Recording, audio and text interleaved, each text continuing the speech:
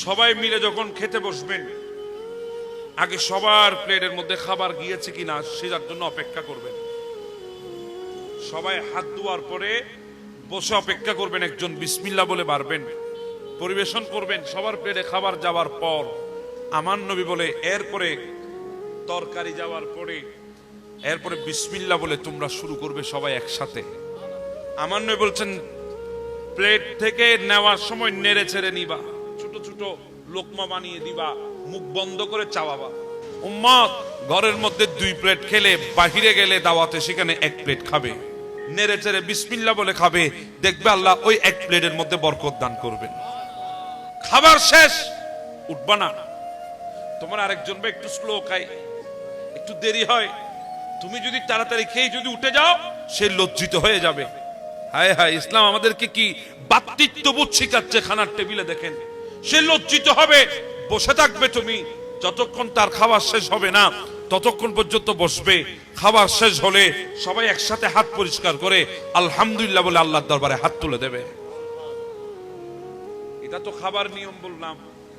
এবার যারা রান্নাঘর থেকে পরিবেশন করবে, নয় বলে যে সমস্ত মা বোন রান্নাঘর থেকে পরিবেশন করবে তারা আগে পর্দা করবে, মাথায় কাপড় দেবে, এরপরে খানা পরিবেশন করবেন। আমার নবী বলে উম্মত খানা যখন পরিবেশন করবে ডেকচির ঢাকনা পুরাপুরি উল্টাবে না, একদম নিয়ে ফেলবে না, এতটুক পর্যন্ত সরাবে যদ্দূর তোমার ভেতরে চামিচ ঢুকাতে জায়গা লাগে তদ্দূর পর্যন্ত সরাবে, বাকি জায়গাটা ঢেকে রাখবে। চামিচ দিয়ে বিসমিল্লাহ বলে ওখান থেকে পরিবেশন শুরু করবে, বারবার ঢাকনা উল্টিয়ে দেখবে না, এতটুকুর মধ্যে ঢাকনা রাখবে। পরিবেশন শেষে আবার ঢাকনা ঢেকে দেবা, আবার যদি প্রয়োজন হয় একটু কুলে চামিচ ঢুকানোর জায়গা রেখে বাকিটা ঝাঁপিয়ে রাখবে। উম্মত যদি 100 জনের খানা হয় সেখানে আল্লাহ 200 জনের বরকত দান করবে। এখন তো আমরা কিছুক্ষণ পর পর গিয়ে বলে খানা আছে না, খানা আছে না, খানা আছে না। আপনার কে বলেছে খানা আছে না, খানা আছে না এগুলো চাইতে? এরকম আছে না আমাদের? এখন তো বরকত করতে আসবে, আমরা জানি না। আমাদের আয় বেড়েছে, বরকত বাড়ে নাই। এবার যদি বলেন হুজুর আয় আর বরকতের মধ্যে বেশ কম কি?